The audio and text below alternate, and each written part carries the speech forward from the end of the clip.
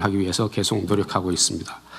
특히 현장에서 많이 제기된 번개탕 관련해서는 주요 온오프라인 유통 및 캠핑장 협회와 그 협약을 체결하기도 했습니다.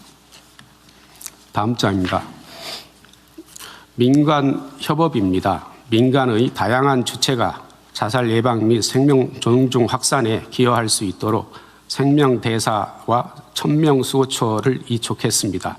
생명대사는 사회저명 인사 20분으로 해서 생명 존중 메시지를 지속적으로 전파하도록 하겠습니다. 천명수호처는 총 44개 기관인데 이 44개 기관은 앞서 말씀드린 7대 타겟과 연계가 되어 있습니다. 각 기관별로 그 맞춤형 자살 예방 사업을 직접 기획하고 운영해 나가도록 협조하고 있습니다. 아울러 종교단체와 협력하여서 자살 예방 및 생명 존중 인식 확산을 위해 다양한 협력 사업을 추진 중에 있습니다. 향후 계획입니다. 그동안의 대책을 다시 되돌아보고 현장에서 제기된 각종 의견들을 반영해서 9대 분야 자살 예방 대책을 수립할 예정입니다. 이를 위해 국조실장이 단장인 범정부 자살 예방 종합기획단을 구성해서 분야별 대책을 수립하고 주관부처에서 국무회의에 보고하고 발표하도록 하겠습니다. 이번 달 학생 청소년 자살 예방 대책을 시작으로 해서 8월까지 부문별 대책을 완료를 하도록 하겠습니다.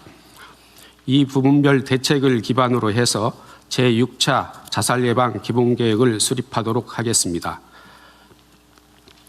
앞으로 매년 1000명이라는 자살 사망자 감소를 목표로 해서 각 부처가 역할을 총결집해서 나가도록 하겠습니다. 이상 보고를 마치겠습니다. 이거 지금 총리께서 총괄하고 계시죠? 네. 하여튼 우리가 취임한 후 첫 페이지 한번 봐보십시오. 그래프 한번 보면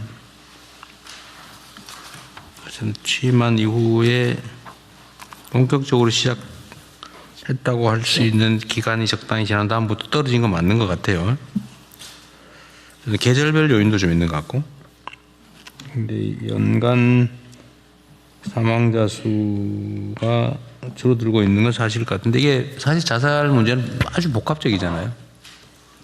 사회 분위기가 긍정적으로 가느냐 부정적으로 가느냐도 영향. 크게 보면 결국 사회적 희망이 있느냐, 좋은 사회가 됐느냐라는 사회적 전체 환경과 분위기를 좋게 하는 게 기본이고요. 크게는 대중적으로는 타겟을 정확하게 잡고 그 타겟에 접근할 수 있는 네트워크를 촘촘하게 짜는 이 두 가지라고 봅니다. 그러니까 이게 마지막 단계에는 우울증으로 발현되는 경우가 많죠. 그러니까 뭐 상황이 예를 들면 아까 얘기한 대로 경제 상황이 매우 나쁘다. 뭐 희망이 없다. 뭐 인생 살마다 안 난다. 막 누가 괴롭혀서 죽을 지경이다. 이런 게 이제 정신적 손상을 가져오고 복지부 마지막 그 단계는 사실 복지부 역할인 것 같아요, 그죠? 네, 그렇습니다. 이게 어딘가로 이제 발현이 되는 거죠. 징후가 나타나고 그러면 그 징후를 잡아서 잘 관리하고 방향을 바꾸고. 네. 보건 분야, 복지 정책으로 어쨌든 그 위기 상황을 이겨낼 수 있게 채워주는 것도 중요하겠고요. 네, 사회 안전망이 중요합니다. 안전망. 뭐 독거노인들 지금은 어떻습니까? 그 독거노인들 옛날에 그 이분들이 살아있는지 죽었는지 뭐 아니면 뭐 먹고 사는 건 어떤지를 일일이 체크가 안 되니까 그 야구르트 배달하시는 분들한테 일종의 수당을 드리면서 띵동 한번 해보라. 뭐 이런 것도 되는데 요즘은 어떠세요? 그 독거노인들이 혹시 방치되거나 위험군들 보호 대상자들이 정기적으로 체크하는 거는 좀 잘 되고 있나요? 현재는 생체 징후도 측정하고 또 생활에 대한 징후가 있는지 하는 것들을 센서를 동원해서 신고하는 그런 기술을 동원해서 안전 관리를 하고 있는 상황입니다. 예, 좀 더 진화된 방법을 쓰고 있습니다. 우리가 어쨌든 뭐 그냥 드림 센터 이런 걸 하는 이유도 어쨌든 먹는 거 문제 전에 먹는 게 해결이 안 돼가지고 저기 사망한 유명 인사도 있었죠.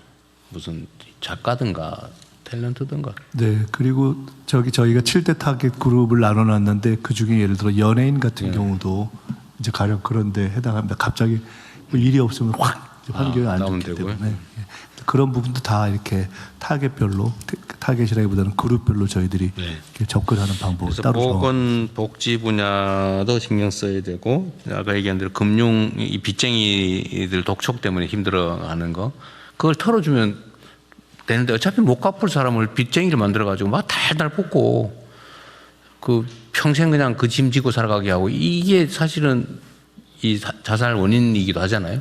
그걸 딱 털어줘 버려야 되는데 그 어차피 가지고 있다고 돈 되는 것도 아닌 걸. 어쨌든 그건 금융위가 좀 잘하고 계신 것 같고요. 어쨌든 이런 것도 많이 그 자살 요인을 줄이는 것 같습니다. 일자리 문제나 뭐 이런 거 또 미래 전망에 관한 문제는 하여튼 요즘은 예를 들면 인공지능이 대세인데 인공지능을 어떻게 잘 활용할지를 잘 가르쳐서 취업이나 이런 데 도움이 되게 하는 교육도 중요하고요. 또 뭐 일자리 만드는 산업 분야도 중요하고 노동 고용 정책을 하는 노동부도 중요하고 이게 다 관련이 웬만한 데 다 관련인 것 같습니다. 그리고 경찰청장님, 예. 그 지금 자꾸 저 자살 사건 보도나고 막 이런 거 있잖아요. 예. 흉악 범죄 그 언론에 보도나고 하는 거. 제가 알기로는 이런 거 원래 보도 안 하는 게 보도 윤리 지침으로 알고 있는데. 예, 그렇습니다. 저희도 이게 자살이라든지 뭐 이런 부분들은 언론에 안 나오는 게 좋기 때문에 저희가 최대한 저희가 뭐 이렇게 소극적으로 이렇게 하는데 이렇게 언론이 이제 경쟁적으로 취재하고 하다 보면 뭐 연예인 사건들이나 이런 사건들이 종종 보도되고 그렇습니다. 그래도 일선 경찰을 좀 잘 관리하셔가지고 예. 이런 정보들이 좀 최소화될 수 있게 예. 하는 것도 중요할 것 같아요. 예, 그렇게 하겠습니다. 뭐 희한한 아주 획기적이라면 좀 그렇고 그런 거 말로 그래 자세히 보도해가지고. 저희가 복지부가 이제 언론계하고 협의해서 자살 보도에 관한 보도 준칙을 계속 업데이트를 하고 있고요. 네. 언론인들에게 주기적으로 안내하고 교육 홍보를 하고 있습니다. 더욱더 강화하겠습니다. 그런 거 잘 관리해 주시고 그다음 우울증에 대한 대응이 우리나라 제가 뭐 개인적인 아픈 경험도 있습니다만 이 우울증 환자들에 대한 관리 시스템이 충분해요? 현재는 우울증을 좀 조기 발견하기 위해서 국민건강검진 항목에 우울증에 대한 그 스크리닝하는 것들을 포함해서 진행을 하고 있고요. 특히 청년층의 우울증이 어려워서 2년으로 검진 주기를 좀 단축하고 사후 관리를 좀 더 강화하고 있는 상황입니다. 그런데 여전히 우울증에 대한 인지와 또 치료에 대한 접근성이 좀 낮은 상황입니다.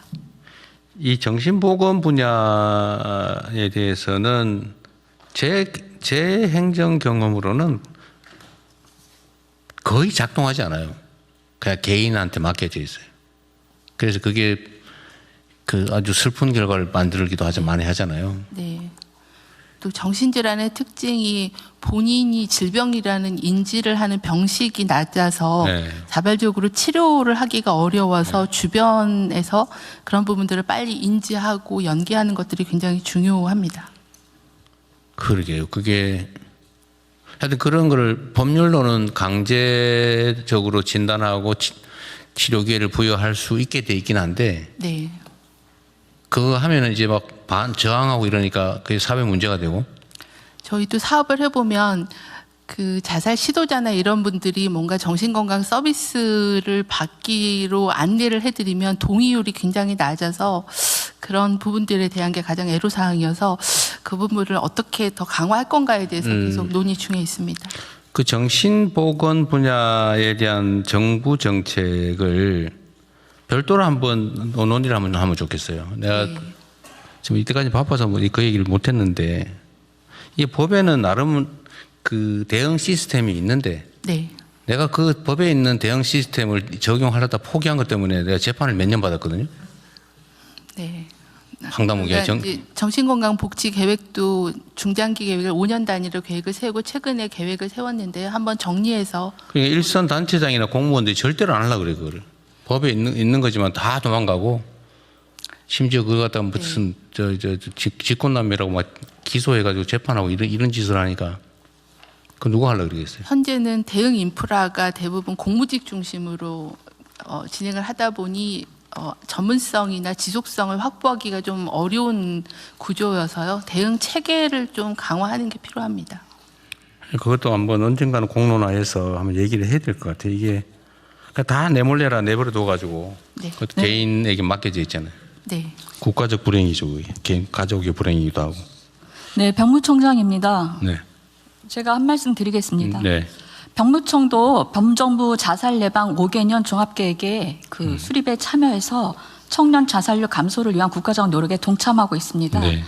국가 건강검진 이외에 청년 국가 건강검진 이외에 우리 병무청에서 검사하는 병역 판정 검사는 19세 남성 전원이 의무적으로 받는 검사입니다.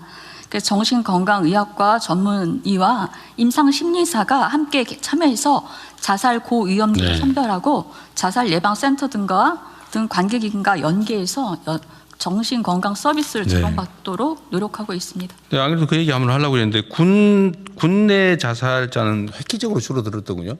한 2, 3년 전이던가. 네, 군에 대한 거는 제가 정보를 갖고 있지 않습니다. 다만 병역 판정 검사에서 네, 네. 어쨌든 군은 어쨌든 대응책을 아주 잘 강구해서 많이 줄었죠. 네, 그렇습니다. 다행입니다. 그러니까 그게 정말 줄어도 그냥 몇십 프로 주는 게 아니라 확 줄어버렸던데. 지휘관의 지휘집중과 관심이 가장 큰 것 같습니다. 이제 최근 들어서는 이제 좀 범에 좀 계절적인 요인이 있어서 좀 그런 요인이 좀 상습적인 요인이 있는데요. 네. 대체적으로 많이 줄었습니다. 체계적으로 관리한 덕분에 엄청 줄었던 거는 어쨌든 군의 큰 성과인 것 같습니다. 네. 그리고 인터넷에 이 자살 방조하는 거 있잖아요. 뭐 같이 동반 자살할 사람 모으고 뭐 이런 거 요새도 있겠죠. 이거 누가 관리합니까?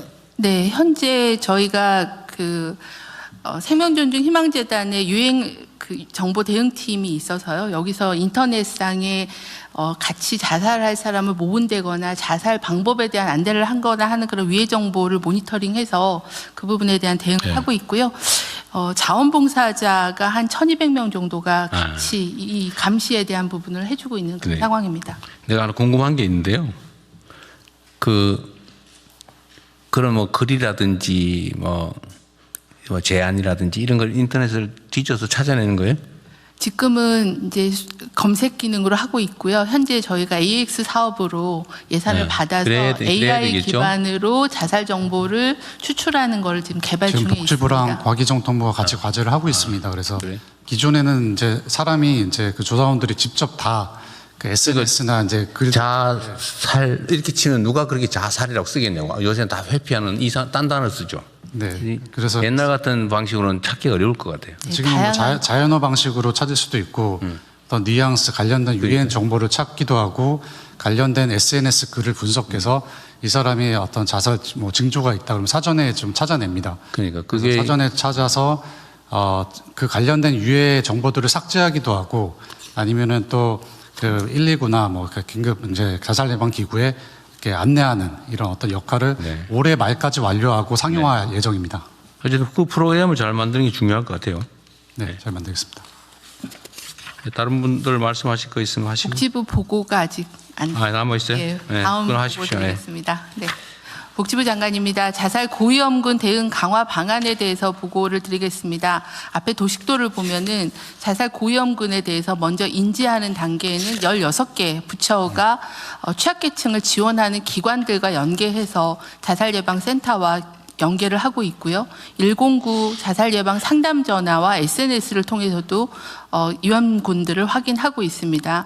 이런 위험군들이 발견이 되면 긴급 출동 및 긴급 지원을 하게 됩니다. 이 부분은 경찰과 정신합동대응팀 그리고 소방이 같이 협동해서 긴급 출동 구조를 하고 있고 응급의료기관을 통해서 치료와 대응 심리적인 상담을 지원하고 있습니다. 사례 관리는 주로 시군구에 설치되어 있는 자살 예방 센터를 중심으로 지속적인 사례 관리를 하고 있는 상황입니다. 그간 추진 성과와 한계에 대해서 말씀드리겠습니다. 각 부처가 운영 중인 취약계층 지원 기관에서 자살 고위험군, 자살 유발 요인을 가지고 있는 그런 사람을 확인할 경우에는 자살 예방 센터로 의뢰하는 연계 체계를 고용복지센터, 소상공인 지원센터, 서민금융진흥원 등 16개의 기관까지 확대하였습니다. 자살 예방 센터 인력을 26년에 센터당 5명으로 확대를 하였지만 여전히 충분하지 않아서 신속한 사례 지원이 어려운 한계가 있습니다. 자살 예방 상담 전화 109와 SNS 온라인 상담을 운영하고 있습니다. 지속적인 안내와 홍보로 상담 요청 건수가 큰 폭으로 증가하고 있습니다. 상담 대응 인력이 조금 부족해서 응대율이 현재는 47.3%로 낮아 확충이 필요한 상황입니다. 현장에서는 위기 개입팀과 경찰 합동 대응팀이 자살 시도자에 대해 긴급 출동해서 대응하고 있습니다. 대상자가 사례 관리에 동의하지 않을 경우에는 강제화할 수 있는 수단이 현재는 없는 상황으로 이전의 위기 상황으로 다시 돌아가게 돼서 지속 관리를 하는데 한계가 있다라고 평가를 하고 있습니다.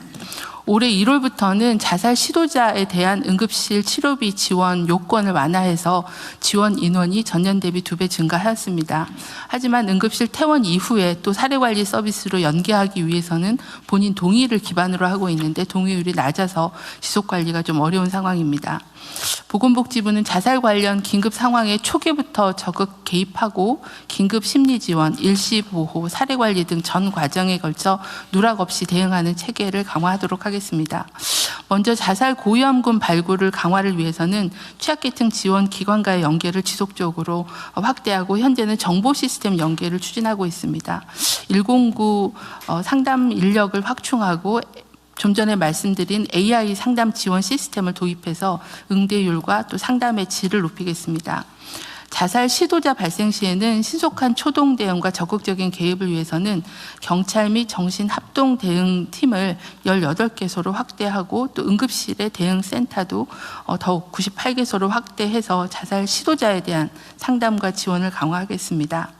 자살 관련 긴급 상황 대응 시에는 경찰, 소방, 자살 예방센터, 응급의료 기관 등의 연계 조정을 위해서는 24시간 긴급 상황을 총괄 관리하고 조정 연계할 수 있는 체계를 마련하는 것이 필요합니다. 이 부분에 대해서 확보를 해서 고위험군에 대한 긴급 출동, 상황 관리, 사례 관리에 대한 사각지대가 발생하지 않도록 하겠습니다. 지역사회에서 지속관리 및 지원을 강화하겠습니다.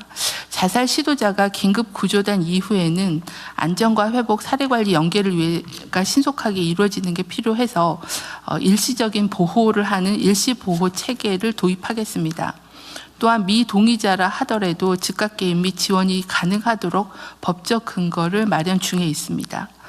또한 자살 사망 유족에 대해서는 법률, 주거 등 원스톱 지원 사업을 전국으로 올해 확대하고 자조 모임도 활성화하겠습니다. 자살 예방센터 인력을 좀 더 확충해서 고위험군에 대한 신속한 지원 체계가 작동할 수 있도록 하겠습니다. 이상 보고를 마치겠습니다. 네. 그 자살 관련 상담 인력이 150명이다. 109가. 근데 109라고 하는 거를 저는 오늘 그 번호 처음 듣는데 뭐 전에 들었겠지만 잊어버렸겠죠. 아마 오늘 회의 끝나면 또 잊어버릴 건데. 네. 109번 전화를 자살 상담을 해야 되겠다라고 마음먹고 누군가가 건다는 거예요? 네, 지금 전화가 한 35만 건 정도 전화를 받고 있고요. 연간? 네. 그런데 이제 근데 150명이 그걸 응대하고 있다고요? 지금은 현재는 한 103명 정도가 응대하고 103명 정도가 응대하고 있고 150명이 정원인데 왜 103명이에요? 예산이 좀 충분치 않아서 예산 기반으로는 한 120명 정도가 정원이고요. 계속 뽑고 있는 그 기획 예산처럼 왜 예산을 안 준 거예요? 아니면 제가 살펴보겠습니다. 자살 예방 관련해서는 그래도 작년 대비 올해 예산이 한 30% 이상은 증액되었습니다. 아, 그래요? 네, 지금 저 인력 관련해서는 제가 다시 한번 살펴보겠습니다. 그냥 제가 그 비전문가 입장에서 한번 의견을 한번 내보면 어떤 사람이 자기의 이제 인생을 그만둘까 말까 이런 고민을 하면서 어딘가에 전화를 했단 말이에요. 네. 근데 시간 없다고 끊고 이러면 진짜 더 죽고 싶을 것 같아. 네, 이 109 전화의 특성이 굉장히 상담 시간이 길죠. 하루 종일 뭐 10시간이라도 들어주고 그래야 되는 거 아니에요, 원래? 그래서 이제 그런 장기 상담자가 많다 보니 그 응대율이 좀 낮아지고 있는 분들. 근데 전화했는데 전화가 띠띠띠고 안 받아요. 내가 또 했는데 안 받아요. 확 그냥 아우 그럴 것 같은데. 현재 109 전화가 연결이 안 되면 저희가 이제 지자체가 운영하고 있는 자살예방센터나 정신건강복지센터로 연계하게 전화를 연기해서 지자체 전화로 좀 연계하고 있는 그런 상황입니다. 아, 그러면 그 전화하는 사람이 어딘가에 누군가 통화는 되긴 돼요? 109가 안 되면 지자체로 연계하게 연계 시스템을 만들어 놨는데요. 자동으로 넘어가요? 본인의 근데 그 사람은 대상자가 누군지 상담자가 누군지 모를 거 아니에요? 본인의 신분이나 위치를 알려주거나 그 위험도가 높으면 그 정보를 저희가 바로 119나 경찰에 연결을 하는데요. 주소를 알고 있으면 소방으로 연결해서 119가 가고 주소를 모르는 경우에는 아니 상담이야 뭐 근데 지금 당장 자살을 시도하고 계시는 분들이 그런 있기 경우. 때문에 그런 부분들은 경찰로 연계하면 경찰이 위치 추적을 해서 긴급 출동을 하는 걸로 그럴 그렇게 경우 연계 있어요? 체계를 운영하고 있습니다. 근데 저는 우리가 이제 국가 재정 역량, 그다음에 대한민국이라고 하는 국가가 가진 뭐 역사적인 위상이랄까 이런 거 생각했을 때 누군가가 내가 정말 죽을지 살지 한번 전화 한번 해봐야지. 마지막에 할 때도 없고 상의할 때도 없어. 그런데 그 전화를 돈이 없어가지고 못 받았다. 인력이 없어서 못 받았다. 이거 말이 안 되는 것 같아요. 네, 응대율을 높이는 게 필요하고요. 100% 협의해서 최소 100% 할 수 있는 정도를 확 늘려서 대응을 바로 해주면 어떨까요? 저희가 한 200명 정도가 적정하다라고 보고 있습니다. 그러면 지금 200명 하려면 96명 더 뽑아야 되잖아요, 그죠? 기획예산처 장관님. 네.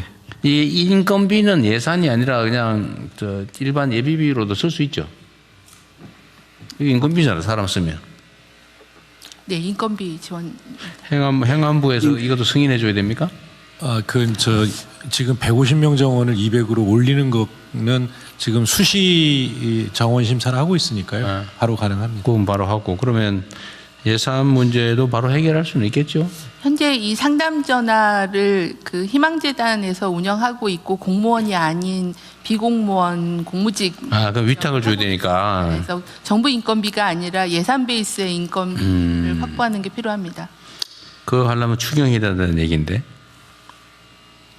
아마 현재 예비비의 목적 그 대상 사업은 아닌 것 같습니다. 그러니까. 근데 다른 지원 방법이 있는지는 한번 저희가 검토해 보겠습니다.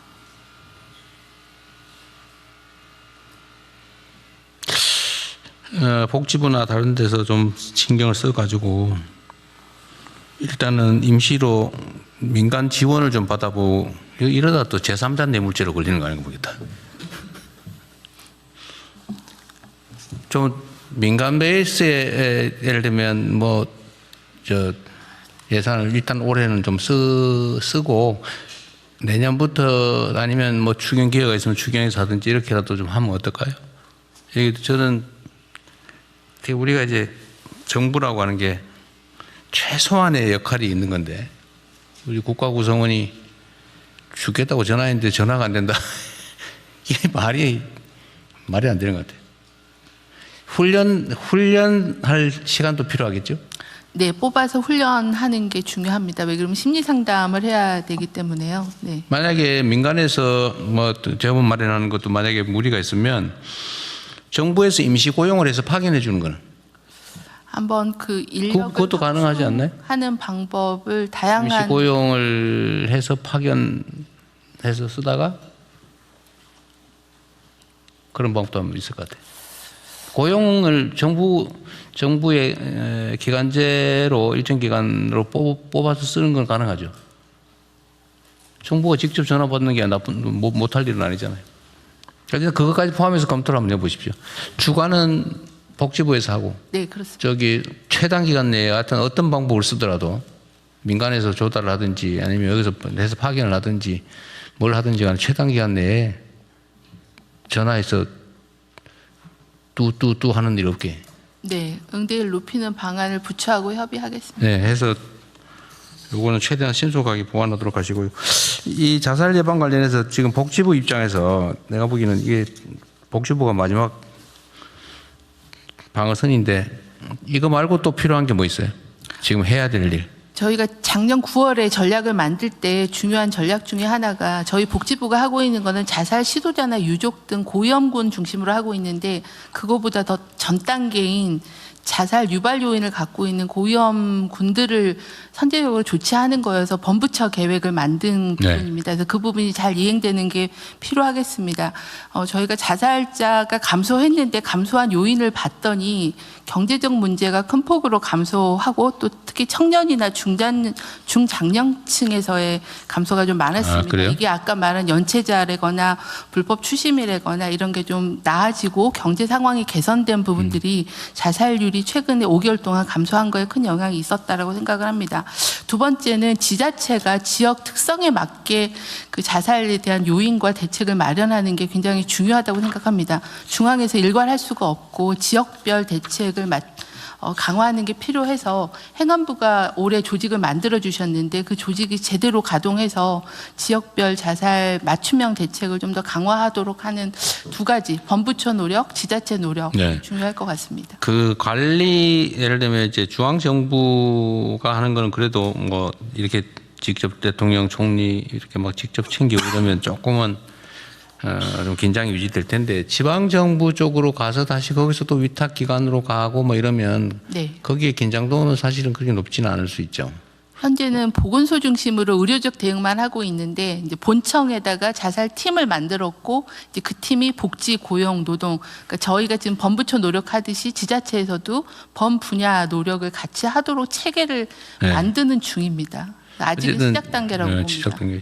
장관께서 직접 하시든지 해가지고 하여튼 자살 문제는 우리 사회가 지금 전 세계적으로도 이런 망신도 없고 그다음에 누군가가 태어나서 뭔가 외부 요인 때문에 인생을 스스로 그만 살아야 된다는 건 너무 잔인한 일이잖아요. 이게 말이 안 됩니다. 이 대한민국의 현재 위상으로 보건데 이렇게 자살자가 많다는 거는. 중요 국가과제니까 지방 정부들이 뭘 어떻게 하고 있는지 또는 그 수탁 기관들이 뭘 하고 있는지는 직접 좀 챙겨보세요. 네, 그렇군요. 한번 만나서 얘기도 한번 들어보시고요.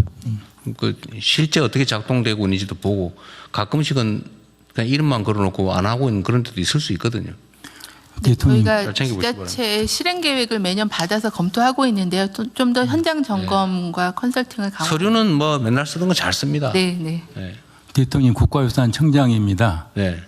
제가 국민 한 사람으로서 대학을 또 오랫동안 학생 가르친 입장에서 보면요. 결국은 주변의 지인이라든가 주변 식구라든가 이런 분들이 초기 내용을 잘 알 것입니다. 그런 것을 전 국민 캠페인을 같이 해가지고 각자 잘 사는 나라 캠페인도 필요할 거라고 생각합니다. 저 문체부 장관입니다. 그 자살 대응에는 종교계 역할도 매우 중요한 것 같습니다. 상담을 받아줄 수도 있고요. 또 생명 존중 문화를 조성하는 데도 필요해서요. 종교계와 함께 지금 여러 노력을 하고 있습니다. 또 하나는 대중예술인들의 역할인데요. 이분도 저희가 고위험군위에서 관리도 하고 있지만 이들이 공동체에 긍정적인 메시지를 던져주는 것도 좋은 일이어서 그런 캠페인도 같이 지금 진행을 하려고 하고 있습니다. 천주교에서 이게 자살 예방 사업을 좀 많이 하는 편이죠? 네, 그렇습니다. 대통령 기후 장관입니다. 제가 구청장 할 때 실제로 좀 해봤는데요. 주민들하고 제일 가까이 있는 사람들이 통장 반장들입니다.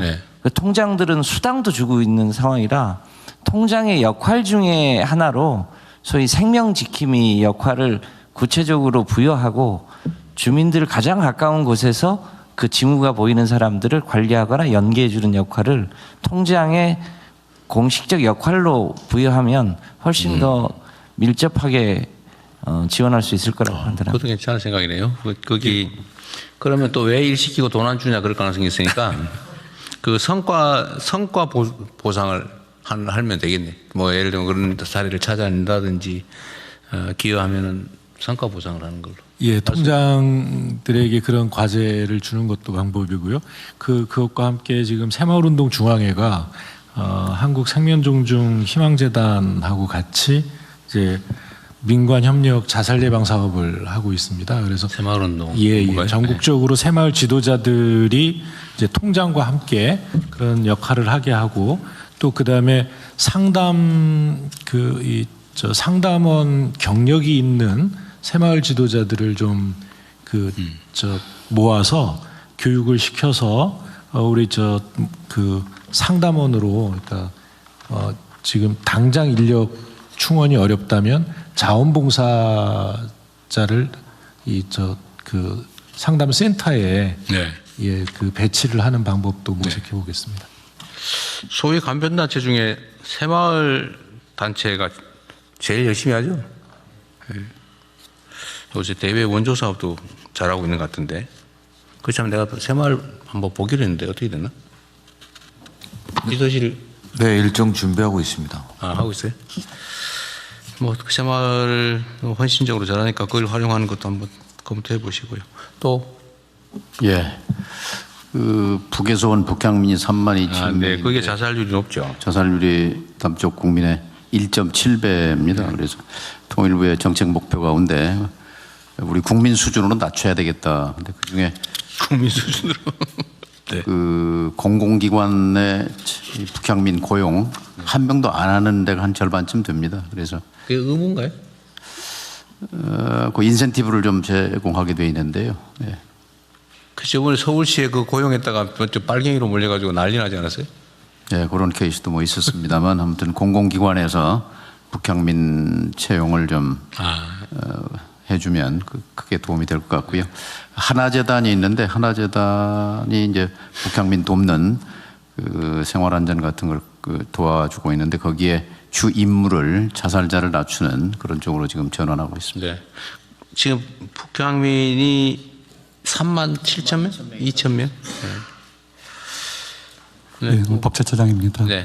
예, 그 자립 준비 청년이라고 있습니다. 그 아동 보호 시설에서 주로 고아나 학대 가정에서 수용돼 있다가 18세가 되면은 사회로 진출합니다. 연간 2,000명입니다. 근데 그 자살 사망자 수가 일반 청년의 10배라고 합니다. 여기는 사실 수용 시설에서 관리가 되고 있기 때문에 평소에 이제 집중적인 심리 상담 지원을 하게 되면은 상당한 예방이 될 것으로 보여집니다. 그 언제 자살을 한다는 거예요? 그 기관 안에 있을 때 아니면 기관에서 나왔을 때? 나와서 보통 5년 내에 많이 그런 사례들이 있다고 합니다. 그래요?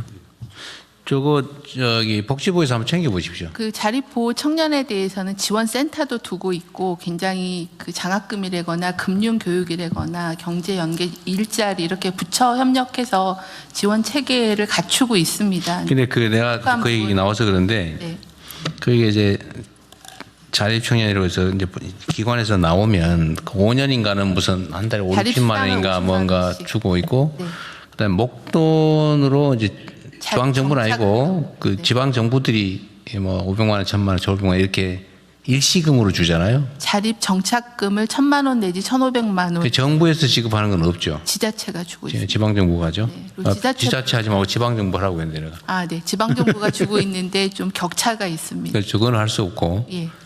근데 그게 일시불로 주는 금액이 꽤 되다 보니까 그것 때문에 사고가 꽤 난다고 하더라고요. 네.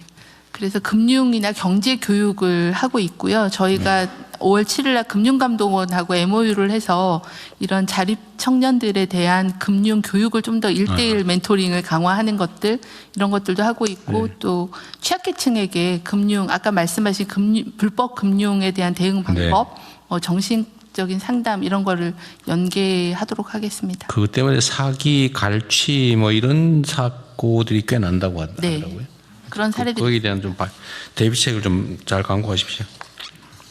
대통령님, 저희가 지난주에 청년층과 청년의 몸과 마음 건강에 대해서 이야기를 나누는 자리를 가졌었는데 청년들 일부께서 마음 건강 접근과 관련해서 이후에 취업 과정에서 그것이 진로 사실이 드러날 것을 우려해서 정신건강 진로 받는 것을 좀 어려워한다는 내용이 있으셨습니다. 그래서 제가 그런 부분이 많이 개선된 것으로 알고 있었는데 아직도 그런 부분이 있다면 좀 기업체 등에서 청년기 마음 건강 관련 진로 받았던 부분에 대해서 취업 과정에서 그런 부분을 어떤 장벽으로 생각하는 인식이 없어져야 될 것 같습니다. 네, 주신 여러 가지 의견들을 또 말씀들을 종합해서 저희들이 자살 예방을 위한 범정부적인 심리적 안전망을 촘촘하게 강화해 나가도록 하겠습니다. 원안대로 총리께서 선생님 애 많이 쓰신 덕에 일단 단기적 성과는 크게 나고 있는 것 같아요. 이게 월간 100명 이상 단위로 줄어든 거는 엄청난 성과입니다. 제가 애쓴 덕이라고 말씀드리긴 그렇고요. 제가 아주 간단하게 말씀드리면 박수 한번 쳐주세요. 정확하게 말씀드리면 그래야 더 열심히 할 거 아니에요. 이거 대통령님께서 제가 처음에 저 말씀 한번 드렸는데 이걸 보니까 전 세계적으로 실제로 최고 지도자가 관심을 가진 나라만 줄었더라고요. 정확하게. 이 자살 문제에 대해서 관심을 갖기가 어려운데 대통령님께서 이 문제에 대해서 문제 제기하시고 이렇게 조직적이고 범정부적인 노력을 기울인 덕분에 사실 저는 이 변화가 생기고 있다고 보고요. 한편으로는 전 사회가 좋아져야 되고 또 한편으로는 자살의 본질은 고독입니다. 제 이번에 보니까 고독해서 죽고 고독하게 죽고 그래서 해결책은 촘촘한 심리적 안전망을 짜는 겁니다. 그래서 아까 말씀 주신 모든 방법을 예를 들어 농촌이면 농촌 노인들에 대한 뭐 지도자들, 뭐 군은 군대로 모든 부분에 있어서 촘촘하게 주변을 짜는 노력을 하고요.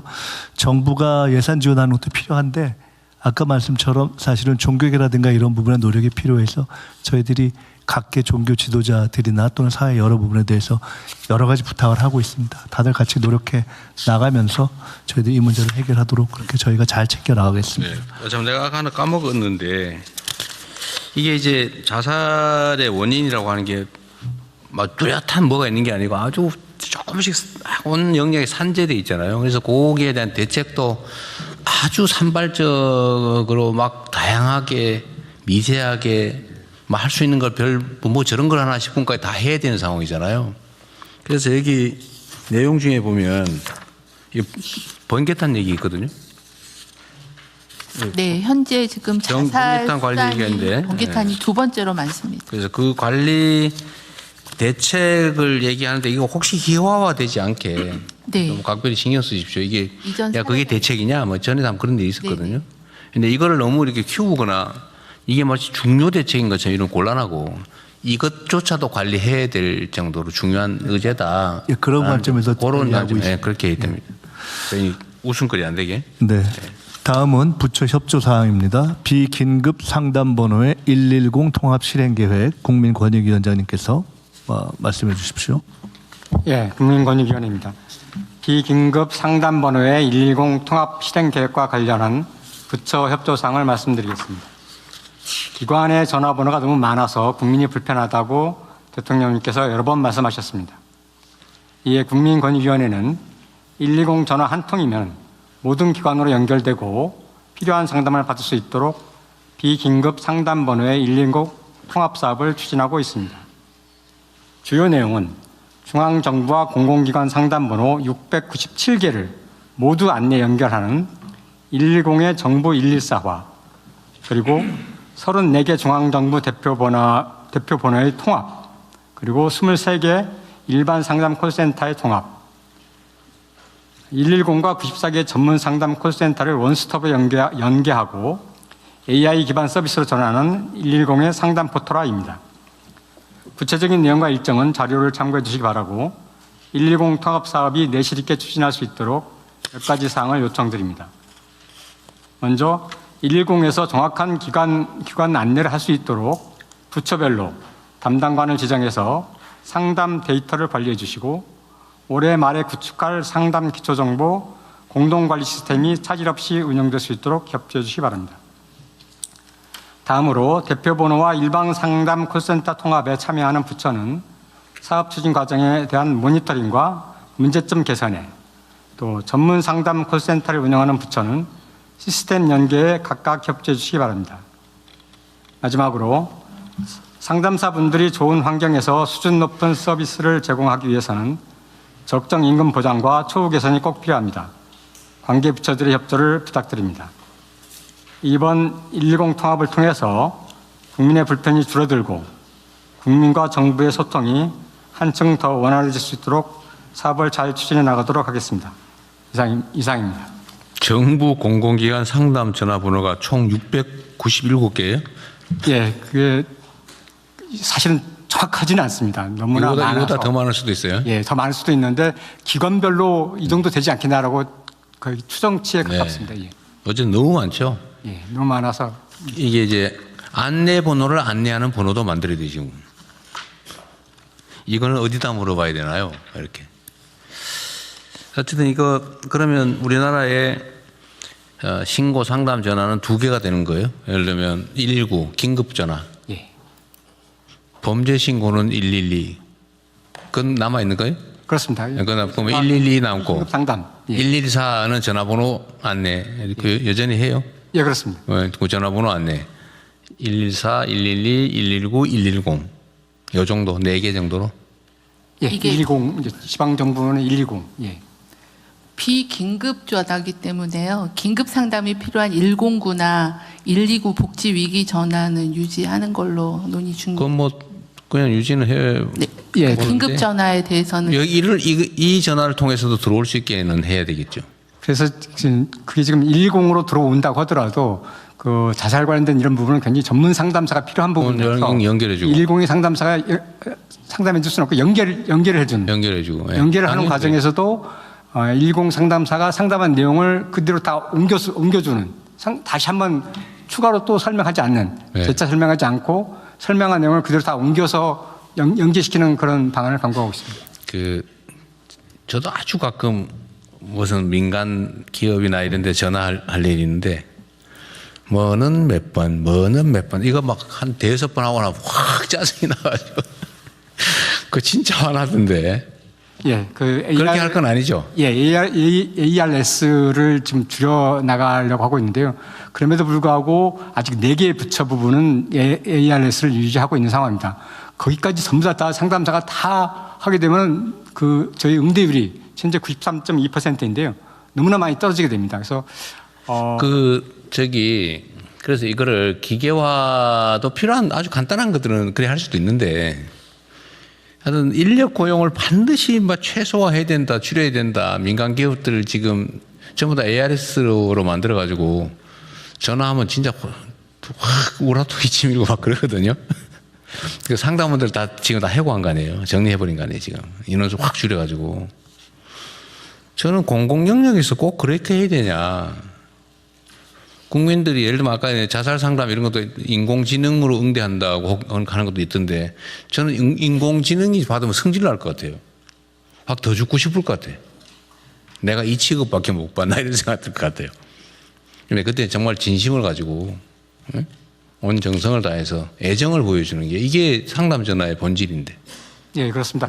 그래서 그런데도 불구하고 이 상담 전화는 사실 매년 10만 건씩 줄어들고 있습니다. 지금 작년 같은 경우는 235만 건 정도 되는데요. 매년 줄어들고 있는 가장 주된 이유는 인터넷이라든지 스마트폰 이런 것 것으로 때문에 이제 해결을 하는데 그럼에도 어떤 그런 디지털 소외계층이라든지 그다음에 사람과의 대화 이걸 굉장히 중요시하는 그런 분이 남아 있어서 110의 어떤 중요성이 남아 있는 것 같아 보입니다. 이거 할 때 너무 비용을 줄인다고 너무 비인간적으로 하지 말자. 정부는 돈을 잘 쓰는 게 정부가 할 일이지 무조건 아끼는 게 능사는 아니거든요. 이것도 사실 관념을 바꿔야 됩니다. 정부가 모범적 사용자가 돼야 된다는 것도 사실 그런 취지고요, 그죠? 네, 잘 알겠습니다. 아까 말씀하신 대로 최저임금 줘가지고 쥐어 짜가지고 10분도 못 쉬게 만들어가지고 하루 일하고 나면 곤죽이 되게 만들고 일할 필요 없지 않나요, 그 말이에요. 무상 지원도 하는 게 정부인데. 다른 각 부처들도 잘 신경 써서 좀 신속하게 하면 좋겠습니다. 네, 이후 순서는 비공개로 운영하겠습니다. 언론인 여러분께서는 잠시 대통령님 비공개로 전해하기 전에 말씀하세요. 제 산업부 차관입니다. 아까 질문 주신 것에 대해서 제가 잘못 답변 드린 게 하나 있어서 시정을 좀 해야 됩니다. 말씀하십시오. 착한 주유소는 아직까지는 선정되지는 못했습니다. 그랬을 것 같아요. 착한 주유소가 3번 선정됐고 2번까지 중복된 데가 14개가 있는데 5번 하려면 아직 멀었겠지. 5번 하려면 아직 멀었습니다. 제가 확인해 보니 잘못 답변 드려서 시정합니다. 자백하였으므로 용서합니다. 제가 이 보고와 관련해서는 그럴 것이다. 아마도 거의 이런 식의 표현이라든지 아니면 모르면서 아는 척 하느라고 사실상 허위 보고가 이거 아주 엄중하게 책임을 묻는다고 한다면 얘기한 일이 있는데 국무회의를 자주 안 오시다 보니까 몰랐던 모양인데 알겠습니다. 네. 비공개로 진행하겠습니다. 예.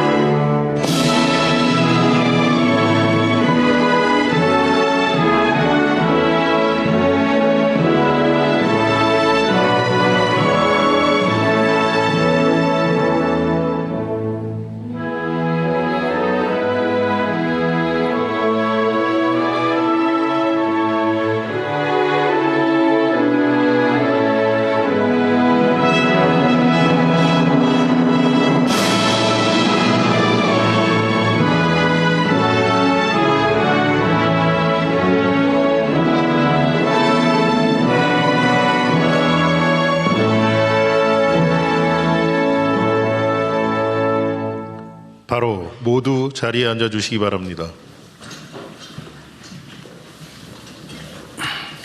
제20회 국무회의 겸 제7차 비상경제점검회의입니다. 대통령께서 개회선언과 함께 모두 말씀을 하시겠습니다. 네, 제20회 국무회의를 시작하겠습니다.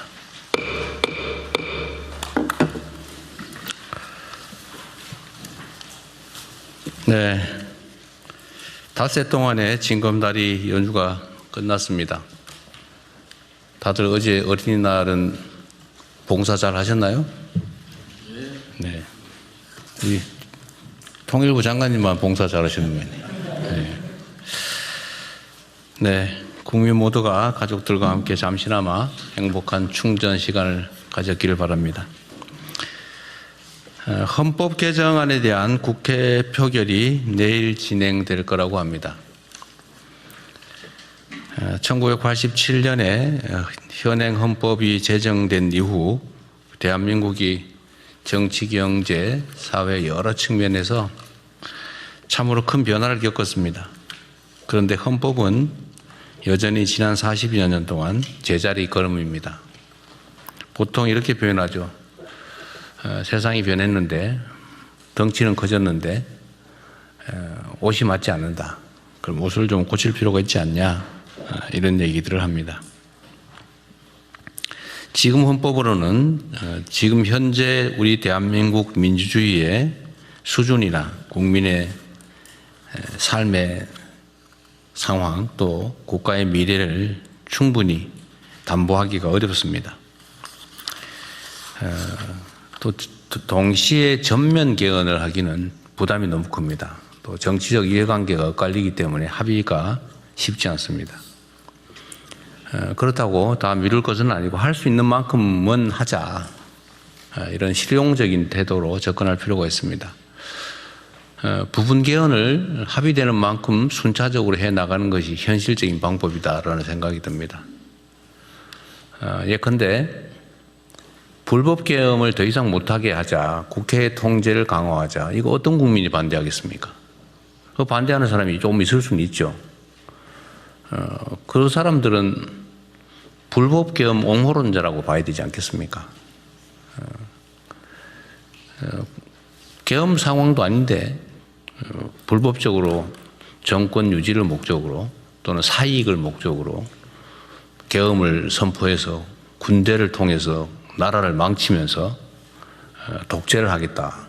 이런 것을 못하게 하는 게 당연한 거 아닌가요? 그래서 이 비상계엄에 대한 합리적 통제를 헌법에 넣자. 이건 누가 반대할까 싶습니다. 또 한 가지는 지금 또 5.18이 다가옵니다. 국민이 맡긴 권력, 국민이 맡긴 나라를 지키라고 준 총칼로 국민을 살상하고 헌법 질서를 파괴한 광주 5.18 사건과 같은 일이 다시는 벌어져서는 안 되겠죠. 5.18 때가 되면 누구나 그렇게 말합니다. 5.18 정신을 헌법 전문에 넣자. 그래서 또 일각에서는 부마항쟁 정신도 넣자. 누가 반대합니까? 공개적으로 다들 얘기하지 않습니까? 뭐 여당, 야당 할 것 없이 다 하죠. 근데 이번에 헌법 전문에 실제로 넣을 기회가 됐습니다. 그건 왜 반대합니까? 말이 안 되죠. 지방자치를 강화하자. 모든 국민이 동의하는 일입니다. 반대할 이유가 없는 이 헌법 개정안에 표결이 내일 이루어집니다.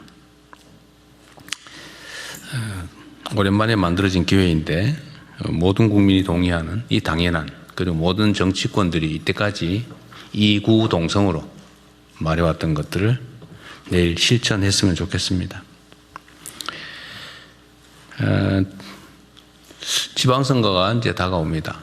선거라고 하는 것은 민주주의를 취하는 민주공화국에서 가장 중요한 절차죠. 헌법에 대한민국의 가장 고위 규범에 나라의 주인은 국민이다 라고 써 있습니다. 그러나 지리적 또는 뭐 여러 가지 사회적 여건 때문에 모두가 모여서 의사결정을 하기 어렵습니다. 그래서 대리인을 뽑아서 그 대리인들이 공동체 모두에 관한 일들을 하게 하는 것, 이게 선거제도 아니겠습니까? 그게 잘 뽑아야죠. 그러려면 이 선거권을 가지는, 선택권을 가진 우리 국민들께서 정확한 정보를 접할 수 있어야 됩니다. 그래서 국민들의 의견, 의사를 왜곡하기 위해서 가짜 정보를 유포한다든지 또는 의사결정을 방해한다든지 돈으로 매수한다든지 권력을 가지고 개혁을 한다든지 조작을 한다든지 이런 일이 절대 있어서는 안 됩니다. 그래서 선거인들이 자유롭게 선거에 관한, 후보에 관한 정보를 수집하고 그 정보에 의해서 합리적인 판단을 할 수 있도록 하는 것은 정부의 가장 큰 책무라고 생각이 됩니다. 제가 전에 경찰, 검찰 그리고 감사, 선관위 이 기관들한테 이런 당부를 드린 일이 있습니다. 소위 3대 선거 범죄에 대해서는 신속하게 엄정하게 대응해야 된다. 예를 들면 상대를 음해하기 위해서 흑색선전을 하는 행위, 또는 금품을 살포해서 선거 질서를 어지럽히고 표를 매수하는 행위, 또 하나는 공직자들의 선거 개입 행위죠. 이 범죄들에 대해서는 아주 과감하게, 신속하게, 엄정하게 대응하시기 바랍니다. 그리고 지금 최근에 하나 문제된 게 있던데요. 관련해서 몇 가지 말씀을 또 추가로 드리겠습니다. 산림청 청장 나오셨어요? 예, 있습니다. 네. 또 산림청 지휘기관이 농식품부죠? 예, 그렇습니다. 산림 훼손이 된 경우에 복구공사를 무슨 위탁을 입찰을 해서 맡겼더니 엉터리로 나무를 심어놓고 나무가 다 죽었더라. 근데 복구시키려고 예를 들면 하자 보수시키려고 봤더니 회사는 다 없어졌더라. 근데 이게 하루 이틀이 아니고 수년간 계속된 일인데 왜 산림청이나 농식품부는 지금까지 몰랐을까? 또 혹시 알고도 조치를 했는데 왜 조치 내용이 이렇게 부실했을까? 저는 어떤 언론에서 이걸 열심히 보도하고 있던데, 하여튼 이 문제에 대해서는 하나의 사례죠, 사례. 그 얘기를 하자는 것만이 아니고, 제가 얼마 전에 한 몇 주 전에 이런 얘기 한번 한 거 있지 않습니까? 각 부처청 단위로 비정상의 정상화 과제들을 발굴하고 또 시정하고 필요하면 대책도 세우고 하라고.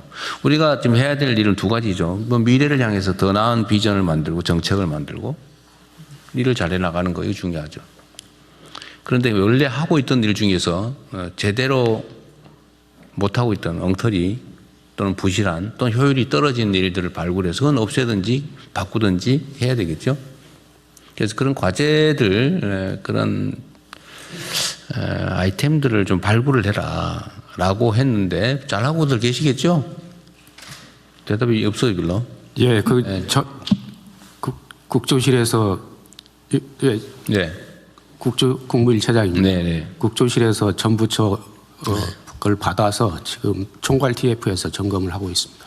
네, 다 이미 다 받았어요? 네, 그렇게 빨리 되기는 어려울 텐데요. 그거 쉽지 않습니다. 이게 전에도 한번 말씀드렸지만 똑같은 걸 보고도 발견을 못해요. 보고도 모른다니까요. 제가 전에 예를 한번 들었잖아요.